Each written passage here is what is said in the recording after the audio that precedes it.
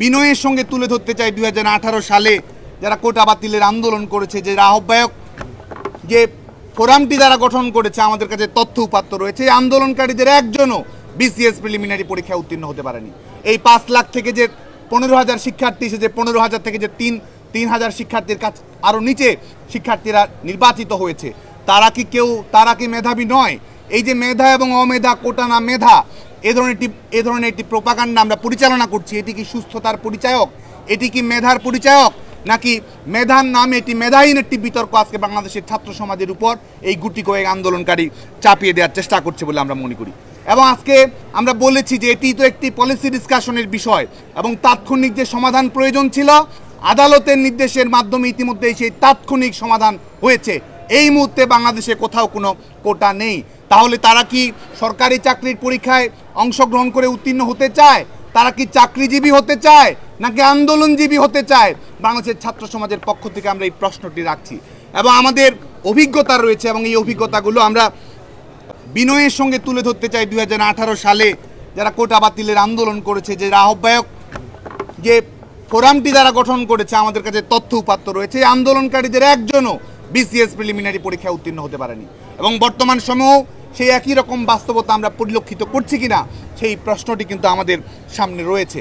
এবং আমরা লক্ষ্য করছি এটি একটি সরকারের জন্য, রাষ্ট্রের জন্য অত্যন্ত গুরুত্বপূর্ণ বিষয় যে আমরা আমাদের প্রতিনিধিত্বমূলক সরকার ব্যবস্থা, সমতার নীতি, বৈষম্য নিরসনের নীতি আমরা প্রয়োগ করব। তারা মুখে বলছে বৈষম্য বিরোধী ছাত্র আন্দোলন, অথচ আমাদের বাংলাদেশে নারীরা যে প্রশাসনিক চাকরিতে 25% রয়েছে, প্রত্যেকটি সরকারি বেসরকারি চাকরিতে আমাদের নারীদের অংশগ্রহণ যে কম রয়েছে, নারীদেরকে সামনের দিকে নিয়ে এসে যে জেন্ডার সমতা প্রতিষ্ঠিত করতে হবে, বৈষম্য নিরসন করতে হবে, সেই বিষয়ে আমাদের ছাত্র বন্ধুদের, আন্দোলনকারী শিক্ষার্থীদের কোনো কথা আমরা দেখতে পাই না।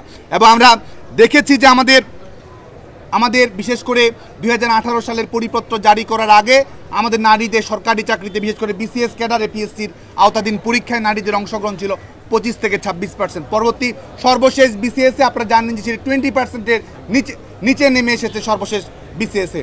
যে কারণে আমরা আহ্বান জানাচ্ছি যে আমাদের জেন্ডার সমতা প্রতিষ্ঠিত করার জন্য, নারীর ক্ষমতায়ন নিশ্চিত করার জন্য আমাদের যে নিয়ম নীতি থাকা প্রয়োজন, সাংবিধানিক সুরক্ষা প্রয়োজন, সেটি তো আমাদেরকে অবশ্যই রাখতে হবে। তাহলে কি তারা বৈষম্য নিরসনের জন্য আন্দোলন করছে নাকি বৈষম্য জারি রাখার জন্য তারা আন্দোলন করছে এবং আমাদের নারীদেরকে সমাজের প্রতিপক্ষ বানাচ্ছে, নারীদেরকে প্রশাসনিক নিয়োগ প্রক্রিয়া থেকে দূরে রাখার লক্ষ্য তারা চরিতার্থ করতে চাচ্ছে, সে বিষয়ে আমাদের গণমাধ্যমের বন্ধুরা অবগত রয়েছেন বলে আমরা জানি। এবং আমাদের বিভিন্ন জাতিসত্তার নৃতাত্ত্বিক জনগোষ্ঠী যারা রয়েছে, আপনারা জানেন যে এই 2018 সালে পরিপত্র জারি করার আগেও খুব বেশি বিভিন্ন আমাদের 50-এর অধিক বিভিন্ন নৃতাত্ত্বিক জাতিসত্তা রয়েছে।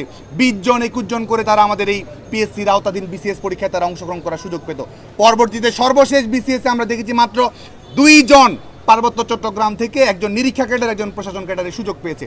তার মানে কি আমরা তাদেরকে আমাদের ইনক্লুসিভ সোসাইটি প্রতিষ্ঠিত করার জন্য তাদেরকে আমরা এক ধরনের প্রোটেকশন দেব না, যেটি আমাদের সাংবিধানিক অঙ্গীকার। এবং এটিতে আমরা সুস্পষ্টভাবে বলছি যে যিনি পরীক্ষায় ভালো করছে না, বাংলাদেশের আমলাতান্ত্রিক প্রক্রিয়ায় তার অংশগ্রহণেরই সুযোগ নেই।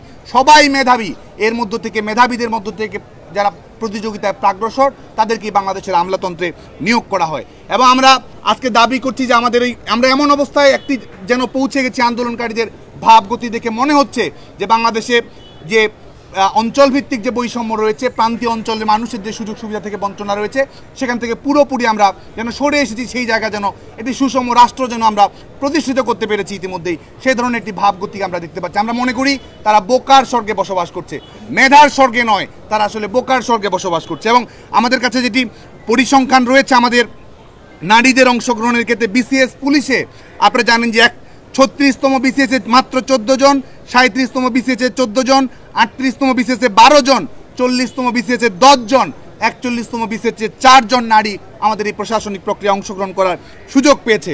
এবং পুলিশ সার্ভিসে যদি দেখেন যে আমাদের 41তম বিসিএসে পুলিশ সার্ভিসে 18টি জেলা থেকে কোনো প্রতিনিধিত্ব আমরা নিশ্চিত করতে পারিনি। 40তম বিসিএসে 24টি জেলা থেকে একজন পুলিশও নিয়োগ লাভ করতে পারেনি।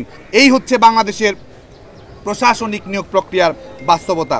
সে কারণে আজকের এই অনুষ্ঠানের মধ্য দিয়ে এবং আমাদের নারীদের জনসংখ্যার হার 50 থেকে 50 এবং 49 নারী পুরুষের শ্রমশক্তিতে অংশগ্রহণ, আমাদের যেটি রয়েছে সরকারি আমাদের সব ধরনের সকল গ্রেডের চাকরিতে 29.29 আমাদের নারীদের সরকারি চাকরিতে অংশগ্রহণের হার।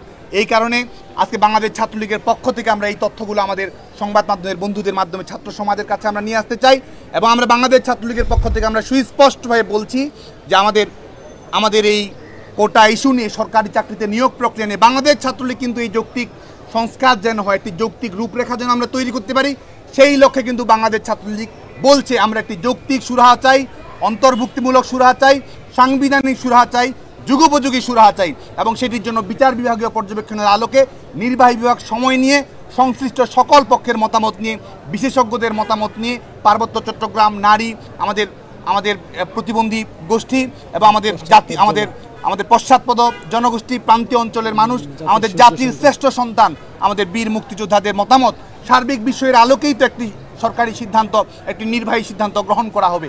তাহলে কিসের এত তাড়াহুড়ো? সে কারণেই বাংলাদেশ ছাত্রলীগের পক্ষ থেকে আমরা শিক্ষার্থীদেরকে যেমন অভিনন্দন জানাই যে তারা আদালতের পর্যবেক্ষণের আলোকে সন্তোষ জানিয়ে তারা সরে এসেছে, একই সঙ্গে বাংলাদেশ ছাত্রলীগের পক্ষ থেকে আমরা হুঁশিয়ারি উচ্চারণ করতে চাই যারা দিনের পর দিন নৈরাজ্য জারি রাখতে চায়। আমরা মনে করি যে বাংলাদেশের মানুষকে, বাংলাদেশের ছাত্র সমাজকে যারা গণমানুষের প্রতিপক্ষ হিসেবে পর্যবেসিত করতে চায়, বাংলাদেশের নারী সমাজের অগ্রগতি উন্নয়নকে যারা বাধাগ্রস্ত করতে চায়, পশ্চাৎপদ জনগোষ্ঠীকে বৈষম্য মুক্তির সংগ্রামকে যারা বাধাগ্রস্ত করতে চায়, বাংলাদেশের ছাত্র সমাজ তাদের বিরুদ্ধে ঐক্যবদ্ধ রয়েছে। যে কারণে আজকে আপনারা জানেন যে আমরা কিন্তু বাংলাদেশ ছাত্রলীগের যৌক্তিক সংস্কার চাই। বাংলাদেশ ছাত্রলীগও প্রশাসনিক নিয়োগ প্রক্রিয়া যেন মেধাভিত্তিক, সমতাভিত্তিক, বৈষম্য নিরসনের উপযোগী, ইনক্লুসিভ হয়, সেজন্য কিন্তু বাংলাদেশ ছাত্রলীগ এই আন্দোলন সংগ্রাম চালিয়ে যাচ্ছে।